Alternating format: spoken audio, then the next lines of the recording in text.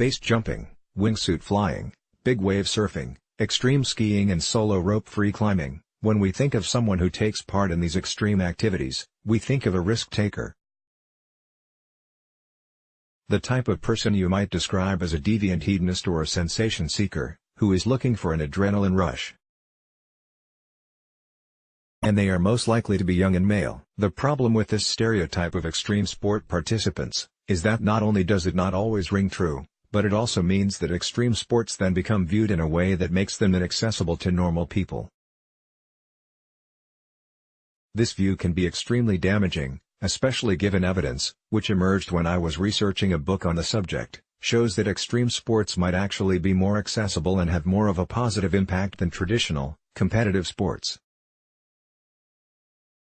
Interviews I conducted with people between the ages of 30 and 70 who participate in extreme sports suggested they can help to create profound and positive life changes, both in the short term and longer term.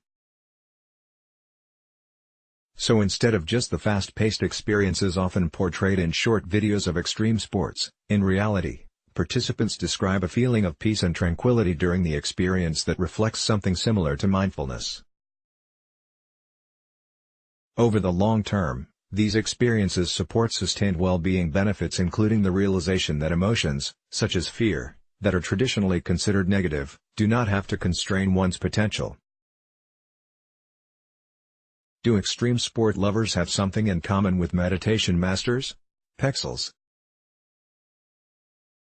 These reflections can often change people's everyday lives. They described no longer being bored with life and talked of having a passion for their sport. They also reported seeing other people and the planet in a much more positive way after taking up extreme sports.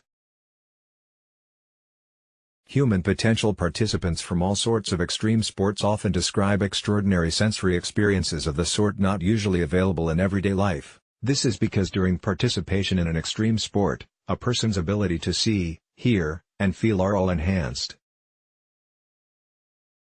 Base jumpers, for example, talk about an enhanced capacity to see every nook and cranny, shade and color of the rock even though they are traveling at 200 miles per hour. Participants also describe an experience that feels like they are merging with the environment, which invariably turns into a feeling of being profoundly part of nature.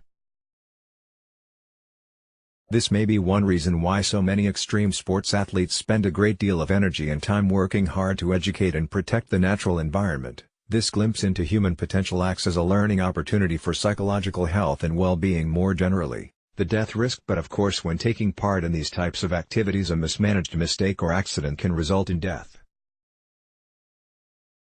Perhaps this is why non-participants find it hard to understand why anyone would willingly undertake extreme sports, unless there is something not normal about those types of people, but this death risk is a large part of why participation in extreme sports requires considerable commitment, along with a great deal of hard work.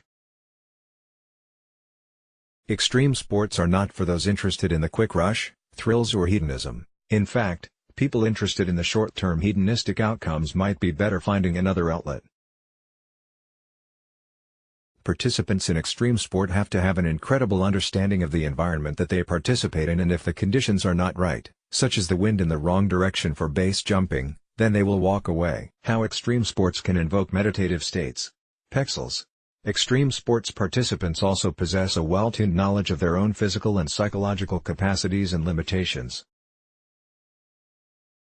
This is vitally important, because extreme sports are not the place to find out if you can or can't undertake an activity. Base jumpers do not start as base jumpers, just the same as big wave surfers slowly develop the skills.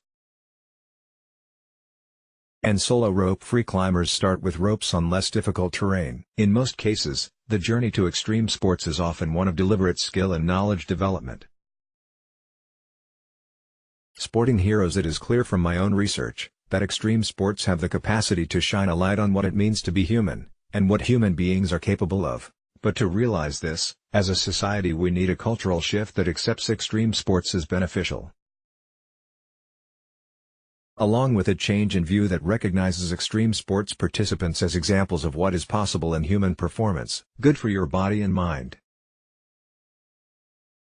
Shutterstock. But before you go out and find your latest base jumping club, the good news is that many of these benefits can be touched on through adventure sports more generally. This includes activities such as climbing, Kayaking and mountaineering. Adventure sports do not have the downside of being constrained by tightly controlled fields as in football or cricket.